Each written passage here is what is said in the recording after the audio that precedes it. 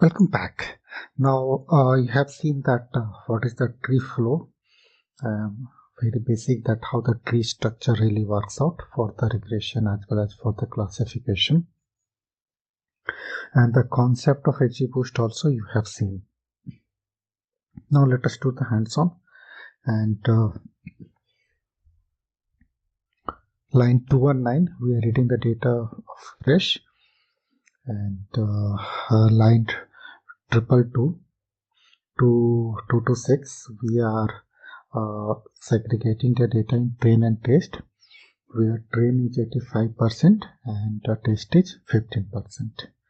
In line 228 we are taking out the list of predictive variables because we need, and line 230 is the library for XGBoost, and line 232 we are making a formula because many times few algorithm they need the formula, so we are doing the formula line 232. And if you see this formula, it looks like this one. Yes, if you see, this is the way it looks like. Okay, and XGBoost, what it says that it does not understand the data frame or matrix which R provides. It has provided its own matrix, and it wants that data should be given in the matrix which the way XGBoost want. So XGBoost, they say there's something called D matrix, which takes the data, all independent data in this way in a matrix form, and dependent data in a label in this form, this way. So this is the data in the format required by XGBoost. That is what the 236 is all about. And 237 we are simply calculating few of the number of row column, and we are removing the old data because we already have made this another copy, so no need to having the two copy because it will unnecessarily consume the memory. And now we are going to define few of these parameters, and these parameters are by default, and the full list of the parameters you can definitely see in the documentation of XGBoost, plus also at this link. Okay. Few of the important ones which are of level here in rounds 100. 100 means that this is 100, basically that tree which will make, this will go the number of 100 rounds. Max depth 6. So this is the depth of the tree which we had learnt over here. So this is the depth of the tree which we have learnt. And minimum child weight, basically all the child weight is thus equal. Subsample which number of row that should be taken. So it is 0.5 means around 50% of row should be taken while taking the sample. Call sample by tree is 0.5. It means that number of columns should be how much? The 0.5 means around 50%.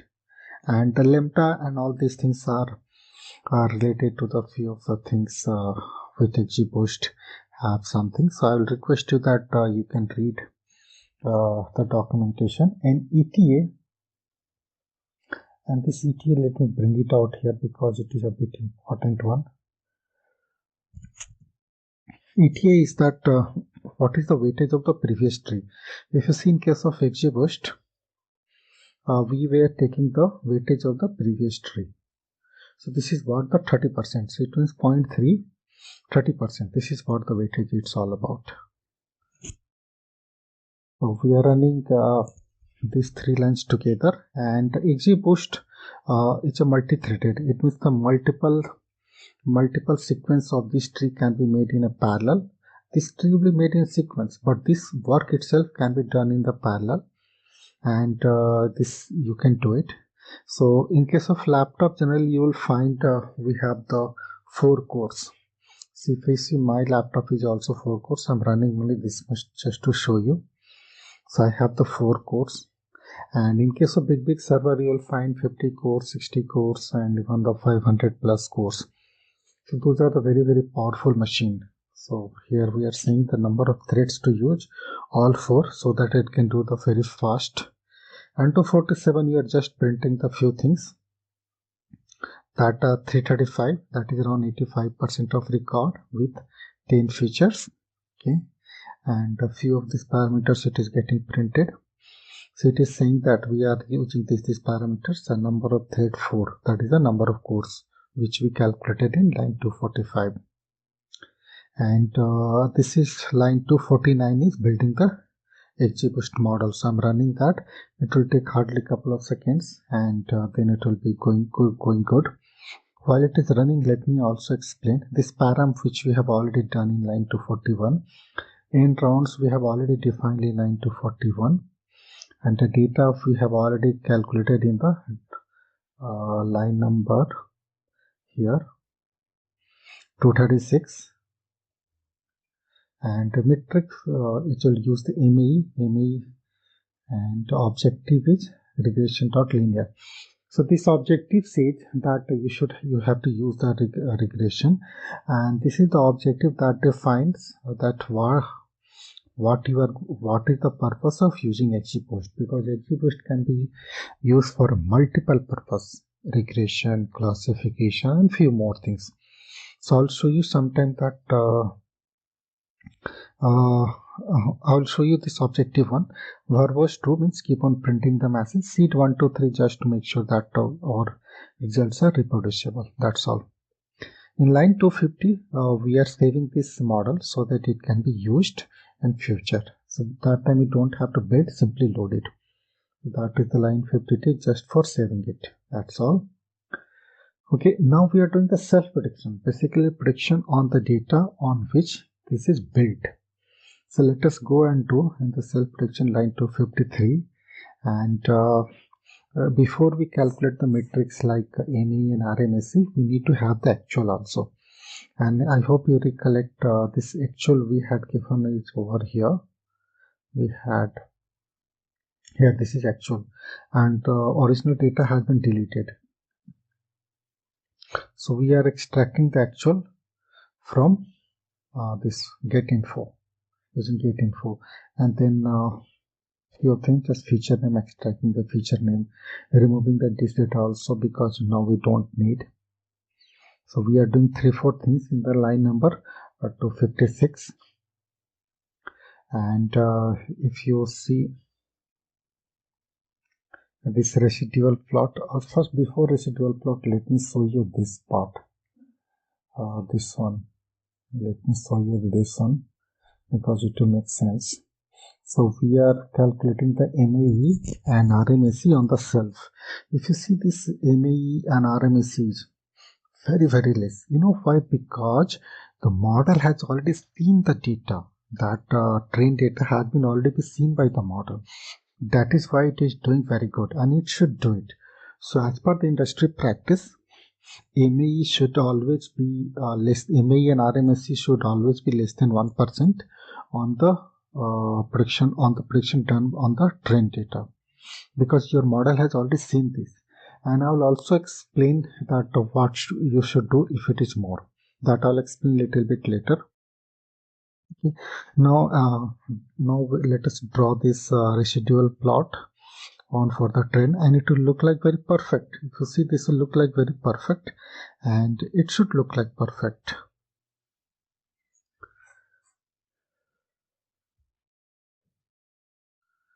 And it should look like perfect. It has done already, so I'm not explaining this because it is you can see yourself. It looks very perfect. Okay, and now I'll explain the few of the important things that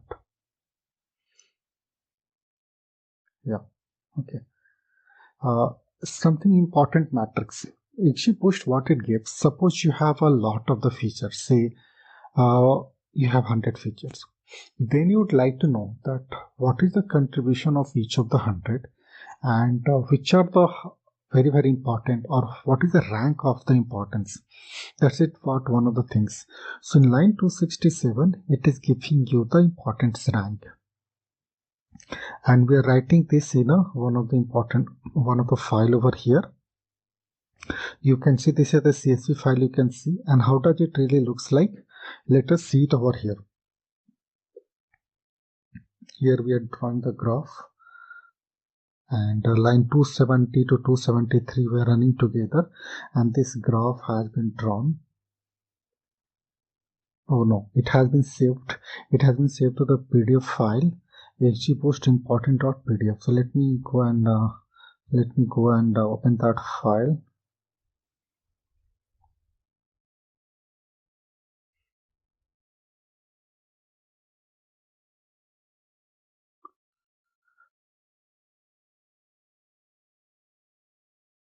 This one, XGBimportance.pdf.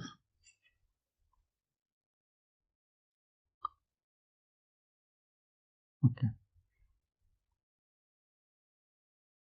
So what it is saying, engine displacement is the most important feature, then weight, then year, then accelerate, horsepower, cylinder. And origin is not that much. Okay. So see, this here we had hardly 7 features, so you saw it. But this is very, very useful when you have say 100, 200 or even 1000. In that case, you may not be able to see the graph. So you should look at, we have also saved this is a file in the model XGBoost.importance. So we should go to the model folder and XGBoost importance, yes.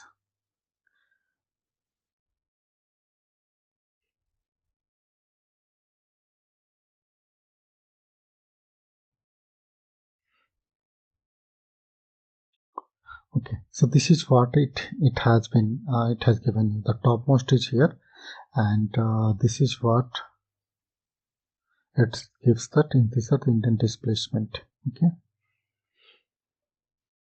so this is the important one, and let me show you that what is the sum of this one.